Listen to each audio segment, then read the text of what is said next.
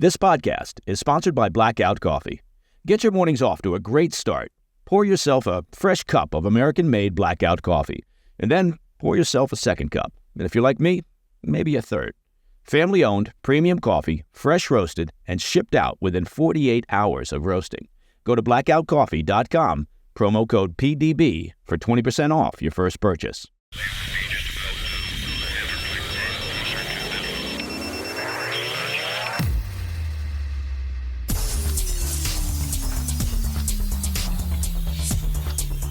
It's Wednesday, 14 February. Welcome to the PDB Afternoon Bulletin. I'm Mike Baker, your eyes and ears on the world stage. Let's get briefed.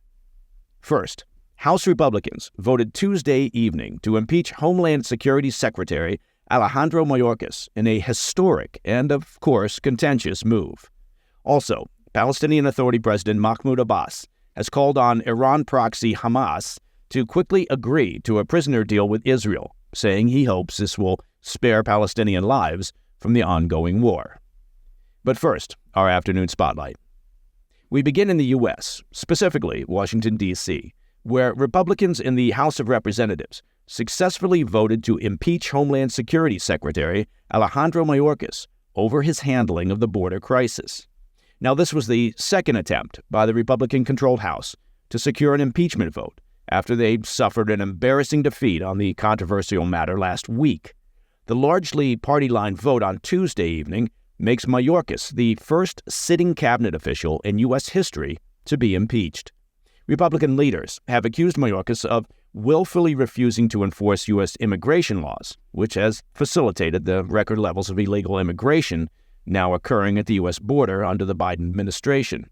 Democrats, on the other hand, have framed the impeachment attempts as illegitimate political theater. And, frankly, after Democrats spent a few years banging on about the Russia collusion theory, they clearly know a thing or two about political theater. It was a slim 214 to 213 victory for Republicans, and I think slim is a fair way to describe a one-vote victory, with the key vote in favor coming from House Majority Leader Steve Scalise.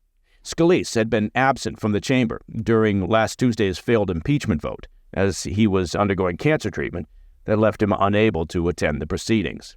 Republicans had vowed to hold another vote when he returned, leading many to wonder why House Speaker Mike Johnson simply didn't wait for Scalise's return in the first place. Well, there's a thought. Last week's vote unexpectedly failed with 214 votes in favor and 216 opposing. It was set to result in a tie, which would have permanently ended the effort, but Republican Representative Blake Moore switched his vote at the last minute in a calculated procedural move to enable House Republicans to bring the impeachment resolution back to the floor. If you're following that, it's archaic House regulations.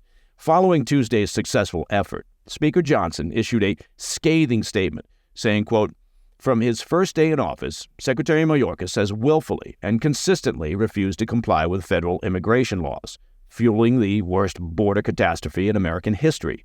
He's undermined public trust through multiple false statements to Congress, obstructed lawful oversight of the Department of Homeland Security, and violated his oath of office. Alejandro Mayorkas deserves to be impeached," Johnson said, and Congress has a constitutional obligation to do so. While the Biden White House, meanwhile, as you might imagine, was unimpressed with Republican justifications for the impeachment resolution. President Biden issued a statement saying, quote, "History will not look kindly on House Republicans for their blatant act of unconstitutional partisanship that has targeted an honorable public servant in order to play petty political games." End quote. Well, honestly, not to sound cynical, but I don't think history is going to care. Mayorkas' Department of Homeland Security also issued a statement chastising House Republicans and demanding they, quote, "stop wasting time on this pointless, unconstitutional impeachment, time that could be spent addressing the issue by advancing bipartisan legislation to fix our broken immigration laws," end quote. Oh, now they're worried about that. For all the charged rhetoric being traded, the impeachment still amounts to a largely symbolic gesture.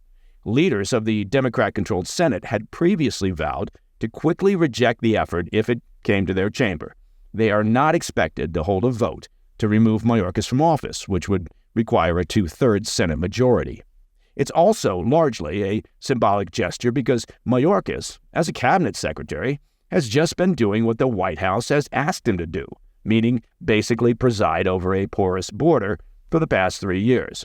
The administration is only now acting as if they care about the problem they've created because it's an election year, and polls show that the illegal migrant situation is a top issue for voters. Still, the vote will go down in history, again, whether history cares or not. The last cabinet member to be impeached was William Belknap, President Ulysses S. Grant's Secretary of War. However, he resigned prior to the House voting to approve his impeachment in 1876. He was later acquitted by the Senate. And to prove my point, raise your hand now if you remember William Belknap. All right, coming up after the break, we'll discuss a recent statement from Palestinian Authority President Mahmoud Abbas calling on Hamas to quickly agree to a ceasefire deal with Israel. I'll be right back. Welcome back to the Afternoon Bulletin. As Israel appears to prepare for a ground invasion of the city of Rafah in southern Gaza, pressure is mounting from all sides for a ceasefire that would spare the region from further death and destruction.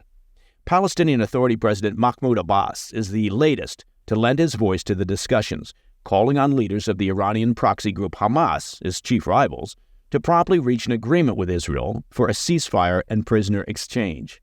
He said it's his hope that such an action could save the population of Gaza from further operations by the Israeli military, according to a report in the Times of Israel. Israel has indicated that they plan to conduct a ground operation in Rafah to root out Hamas fighters, calling the city Hamas's last stronghold. It's estimated that roughly 1.2 million Palestinians have taken refuge in the city. Abbas said, quote, "We call on the Hamas movement to quickly complete a prisoner deal to spare our Palestinian people from the calamity of another catastrophic event with dire consequences, no less dangerous than the Nakba of 1948, end quote. Abbas was referring to the war that followed the creation of the State of Israel and its impact on the Palestinian population. An anonymous official with Hamas told France's AFP paper that a delegation is currently headed to Cairo to meet with Egyptian and Qatari mediators, following meetings that the two countries held with Israeli negotiators on Tuesday. In his statement, Abbas also called on, quote, the U.S. administration and Arab brothers to work diligently to complete a prisoner deal as quickly as possible in order to spare the Palestinian people the scourge of this devastating war. Abbas's Palestinian Authority has not participated in ceasefire negotiations in Egypt, which aim to strike a deal that would see the release of all the remaining Israeli hostages held captive in Gaza by Hamas. Now, while the Palestinian Authority under Abbas is unpopular with the broader Palestinian population, the Biden administration has pushed for the creation of a Palestinian state under Abbas's leadership when the current war comes to an end. U.S. Secretary of State Antony Blinken has said that Abbas has pledged to reform the Palestinian Authority so that it can, quote, effectively take responsibility for Gaza so that Gaza and the West Bank can be reunited under a Palestinian leadership, end quote. And that, my friends, is the PDB Afternoon Bulletin for Wednesday, 14 February. If you have any questions or comments, please reach out to me at pdb@thefirsttv.com. I'm Mike Baker, and I'll be back tomorrow. Until then, stay informed, stay safe, stay cool.